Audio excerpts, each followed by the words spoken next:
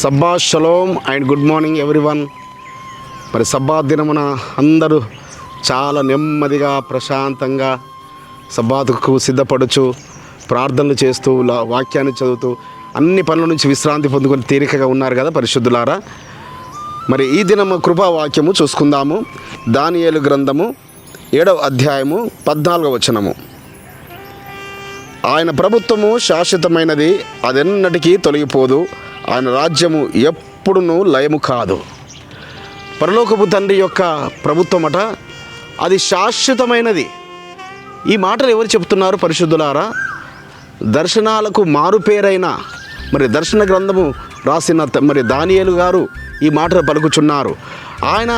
ఆయన హయాములో మరి ఎందరు రాజుల కాలంలో ఆయన ప్రధానమంత్రి పోస్టుగా ఆయన పొందుకున్నాడు.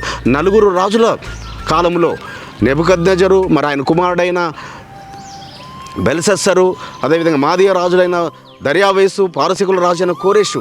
ఎలా సాధ్యమైంది పరిశుద్ధులారా? ఇది ఆయనకు పరలోకపు తండ్రి ఆ ప్రభుత్వాల గురించి తెలియపరుస్తున్నాడు.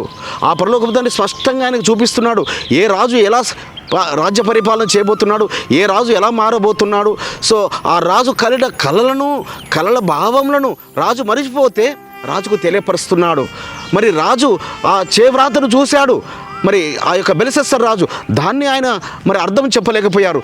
వీటన్నిటి భావములు చెప్పగల ఒక గొప్ప జ్ఞానము కలిగిన మరి ఉన్నతమైన అభిషేకము కలిగిన ఒక ప్రధానమంత్రిగా ఆయన మరి పరిపాలనలో మరి ఆయన ఉంటున్నాడు పరిశుద్ధులారా. అది మనకు కూడా దగ్గరలో మరి ఎలక్షన్స్ ఉన్నాయి. ఇంకా 2 రోజులకే మనం ఓటు వేయబోతున్నాం మన రాష్ట్రాల్లో, 2 రాష్ట్రాలలో. కాబట్టి మన ఓటును కూడా మనం జాగ్రత్తగా మనం వేయడమే కాదు, మరి మనం ప్రార్థన చేయాలి. దానియేలు గారు ఆ ప్రభుత్వాల గురించి ప్రార్థనలు చేశాడు పరిశుద్ధులారా. అనేక రాజ్యాల గురించి ప్రార్థనలు చేశాడు. అందుకే రాబోయే 7 సామ్రాజ్యాల గురించి అదే 7వ అధ్యాయంలో 25వ వచనంలో ఉంటుంది.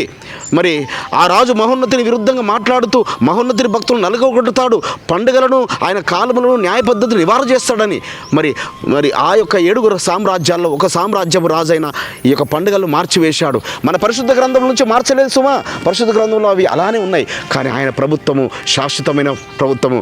ఆ రారాజైన యాషువ మెస్సయ్య ఆయన మనకు మరి ఆయన రారాజుగా రాబోతుంటుండగా ఆ ప్రభుత్వంలో, ఆ రాజ్యంలో నీకు నాకు ఉన్నతమైన పదవులు ఆయన ఇవ్వబోతున్నాడు పరిశుద్ధులారా. ఉన్నతమైన పదవులు ఇవ్వబోతున్నాడు పరిశుద్ధులారా. కాబట్టి ఈ లోక రాజ్యాల గురించి మనం ప్రార్థన చేయాలి.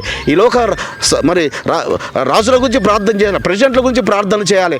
అయ్యా మాకు క్షేమకరమైన ప్రభుత్వాన్ని నడిపించమని అట్టి కృప మనకు ఆయన అనుగ్రహించునుగాక. ప్రార్థన చేసుకుందాం. పరిశుద్ధమైన తండ్రి, నీ రాజ్యము శాశ్వతమైనదయ్యా. శాశ్వతమైన రాజ్యమును ఏర్పాటు చేసేవారు మీరొక్కరే. రాజులను అయ్యా అధిపతులను నియమించేవారు పరలోకంలో నియమించబడతారు, మీరు నిర్ణయిస్తారు. అవి భూమి మీద జరుగుతాయి నాయన. మరి మాకు శ్రేష్టమైన ప్రభుత్వాలను నడిపించమని నాయన, మీ రాజ్యము శాశ్వతమైన రాజ్యము స్వతంత్రించుకుంటకు మీ కృప మాకు తోడు ఉంచి నడిపించమని నజరేయుడైన యాషువ మెస్సయ్య నామమున స్తుతించి ప్రార్థించి వేడుకుంటున్నాం పరమ తండ్రి. మన పరమలోక తండ్రియు, మన రక్షకుడును, మన విమోచకుడును నజరేయుడైన యాషువ మెస్సయ్య దివ్య సముఖము నుంచి మీకును మీ కుటుంబాలకును శాంతి సమాధానము ఆయన శాశ్వత రాజ్యము అనుగ్రహించునుగాక. ఆమేన్.